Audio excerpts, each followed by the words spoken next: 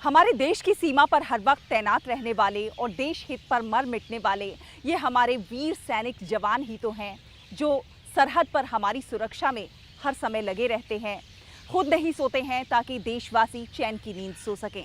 तो देश के अंदर पुलिस तमाम सारे अराजक तत्वों को रोकने के लिए दिन रात मुस्तैद रहती है, लेकिन इस सब के लिए बहुत ज़रूरी चीज़ है निगरानी। हर देश चाहता है कि वो निगरानी ऐसी चीज़ों से करे, ऐसे ड्रोन से करे जो कि स्वदेशी हों। तो आपको दिखाते हैं अहमदाबाद के छात्रों की एक पहल, जिन्होंने स्वदेशी ड्रोन तैयार करने की एक शानदार पहल की है। तो देखिए अहमदाबाद से ये खास report.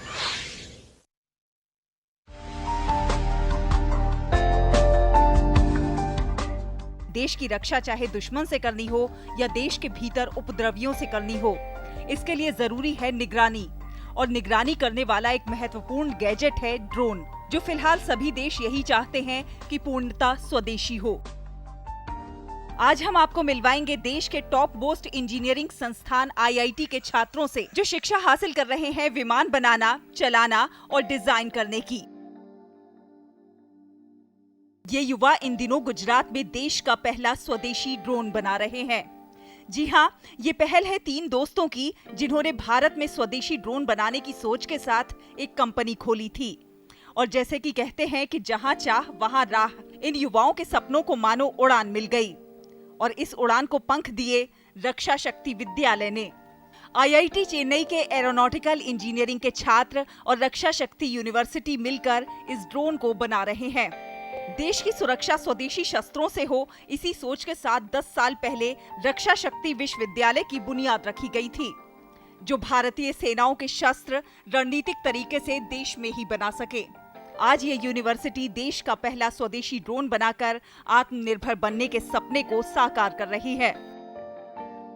Raksha Shakti University is dedicating and is building one of India's biggest robotics park, out of which drones, or as we know it as unmanned aerial vehicles or unmanned vehicles, is a major component. Drones that we are working on right now as part of our research and development project, we are in a process of creating India's first indigenously developed drone, which will be made completely in RSU in Gujarat Gandhinagar. हमारा एक vision है कि जो प्रधानमंत्री जी का एक संकल्प है भारत को आत्मनिर्भर बनाना।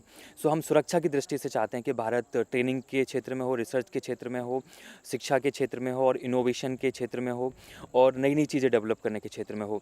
हम सब लोग मिलके, हमारे जो छात्र हैं, हमारे जो शिक्षक हैं और जो स्टाफ है, सब मिलके इंडस्ट्री का पार्टिसिपेशन लेके हम भारत को एक आत्मनिर्भर भारत की तरफ लेके जाएं।